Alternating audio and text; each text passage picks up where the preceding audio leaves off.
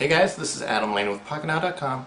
I've been using tablets for about 10 years, so when Windows 8 Consumer Preview came out, it didn't take me too long to decide to install it on one of my old tablets. So this is one from before the original iPad came out. And we're going to take a look at a few things and maybe compare it a little bit to Windows Phone. Let's check it out.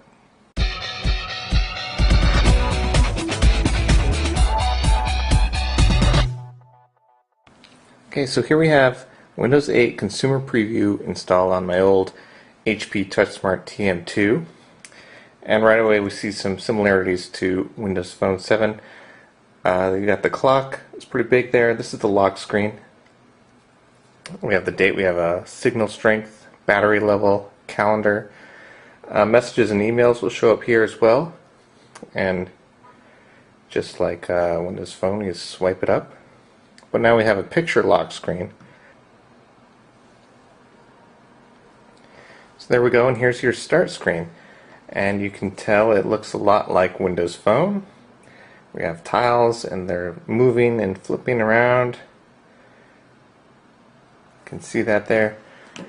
But there's one big difference. This is a much larger screen. So Windows Phone was designed to be one-handed. I can flick through and see everything like that. It's very easy, all in one hand. Tablets are not like that. These are much larger. Usually you're probably going to hold it with the left hand or one hand, like so, and maybe interact with it with your other hand, or maybe hold it with both hands. So that's why we have Windows 8's interface is much different. So see, if I'm holding it with this hand, I just swipe like that, and I get some controls.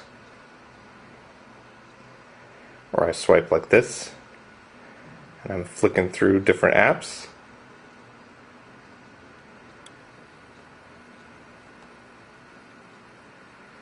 And if I swipe and then swipe back, this is a very cool feature. Thumbnails of all the running programs. So you can very easily switch to whatever you want. This weather app is a little slow starting up sometimes. But we have the panoramic view again.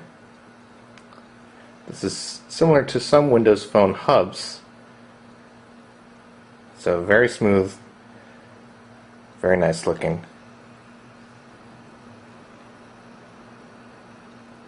So I can share things with anything that supports the share menu. I don't have much here yet. So let's look at the browser. This is much smoother than previous versions of Windows on tablets, Windows 7. I think it's a little more choppy than the developer preview of Windows 8, however.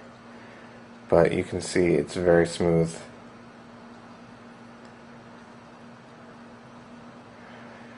And you'll also see there's no Chrome, there's no controls for anything.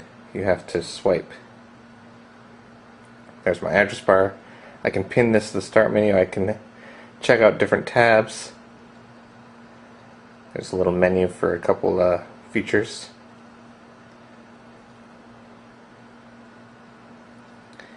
And always we can switch very easily. Now let's check out the Xbox stuff. There's some very nice Xbox integration. There's my avatar. Recent games. A lot of cool stuff from Windows Phone is coming into Windows 8. Here's the Xbox Companion. We'll see if it works. So now this is connected to my Xbox. And it's similar to the Xbox Companion on Windows Phone. We can do some browsing and we can launch games straight to the Xbox from here. You're also supposed to be able to play music, but it doesn't seem to work right now. But this is the music app and it looks really nice. Actually, this is the companion app doing the music stuff. The actual music app looks really nice too, and it looks very much Xbox designed. Not so much Zune, but you'll see a little bit of remnants of Zune.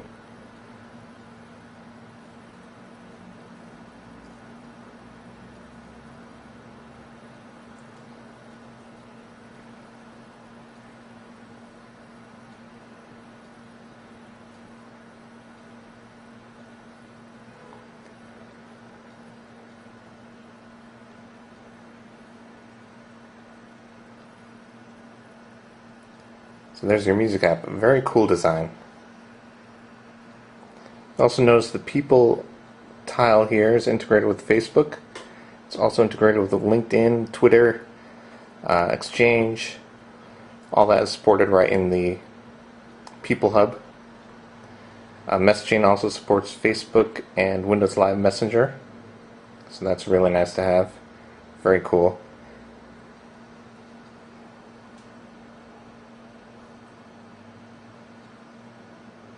Of course, there's SkyDrive, and that'll load some SkyDrive stuff.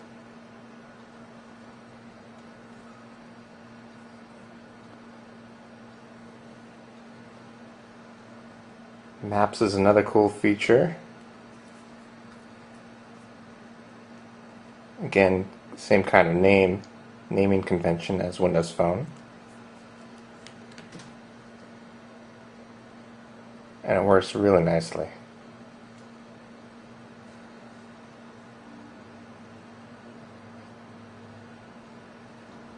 Now all this full screen Metro stuff is fun and whatnot, but if you want to get some real work done, we can always go into the desktop and get to any kind of real program.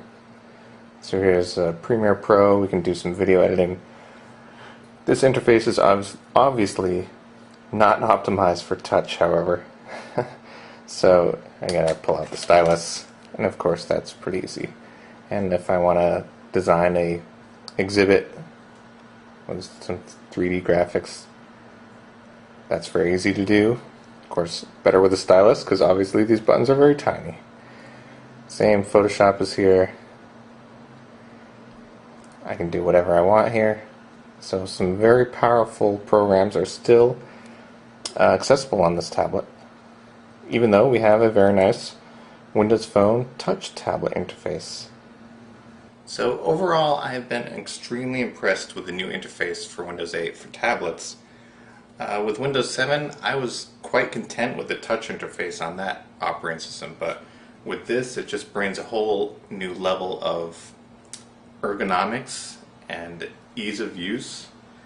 And I really like that they went this direction instead of making a, kind of a dumbed down operating system, like, putting Windows Phone on a tablet. Because I still have access to all these great programs like Adobe Creative Suite and Office 2010, the full programs. Granted, they're more difficult to use. You got to pull out the stylus, but I'm okay with that. And if you don't want to use those, you can just use this great new Metro interface for all sorts of things. Great integration. So that's Windows 8 Consumer Preview First Impressions. I'm really enjoying it. Give us a thumbs up if you like this video, and that's it for now.